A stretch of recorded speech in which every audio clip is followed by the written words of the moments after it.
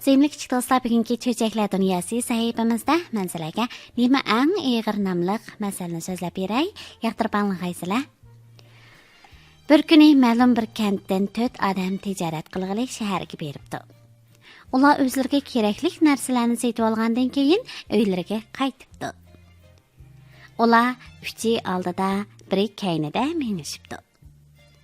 Keynida qolg'ini kent bo'yicha eng namrat odam ekan. Uning yuki eng éghir bo'lib, bir tugman teshini ko'tarib olgan ekan. Yerim yo'lga kelganda ular bir mahallalik bir dehqon bilan uchrashib qoldi. Oldida ketayotgan uchaylan to'xtab, onandan: "Og'ina, biz shaharga ketganda uyimizda qandaq ishlar yuz berdi?" deb so'rabdi. Yurtdoshi bo'lsa: "Sizlarning uyinglarda hech qanday ish yuz bermadi. Biroq, u tugman teshi ko'tarib olganning qichiri o'lib qoldi desa?" debdi. Mandaqda. Bo'pti. Hozirgacha uningga aytmay turayli. U herib holidan ketay deb qoldi. debdi savdogarlardan biri. "To'g'ri aytding", debdi yana biri. "U uyiga borgandan keyin biroqli bilsin." Uchinchi savdogar zuvon sirmabdi. Uning og'zi ishtik bo'lib, biror narsani anglab qolsalar, davitib aram topadi ekan. Shunga boshqalari uningga: "Hey, og'ina, og'zingga ogoh bo'l.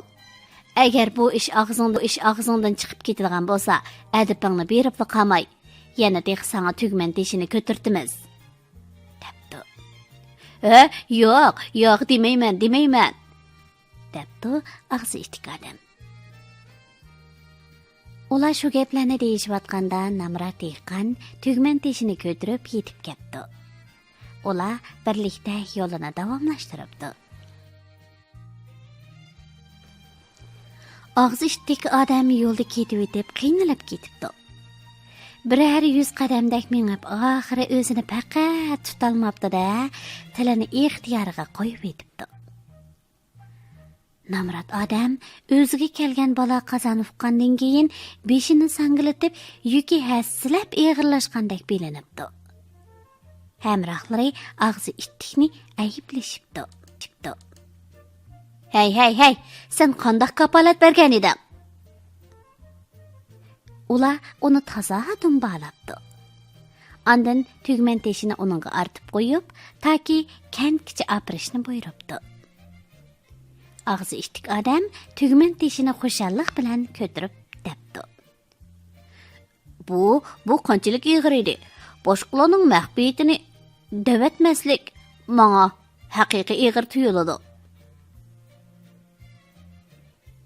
Shuningdan e'tiboran og'zi ishtiklar to'g'risida tugman teshini ko'tarish mahbiyatlikni saqlashdan ko'p yenik deydigan bir so'z taralgan ekan.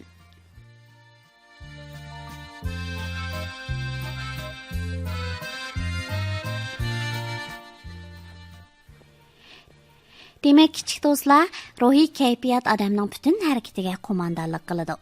Ruhiy kayfiyati jo'shqin odam nurg'un ishlarni qilchi qiynalmayla o'rinda bo'la oladi. Ammo ruhiy kayfiyati tuvan odam har qancha yenik ish bo'lsa-mu, uni bajarib bo'la olmaydi. Shunga kichik do'stlar, o'zimizning ruhiy kayfiyatini emas, balki atrofimizdagilarning ruhiy kayfiyatini tushiradigan va daxli yetkazadigan gap so'zlarda, ish harakatlarda bo'lmasligimiz kerak.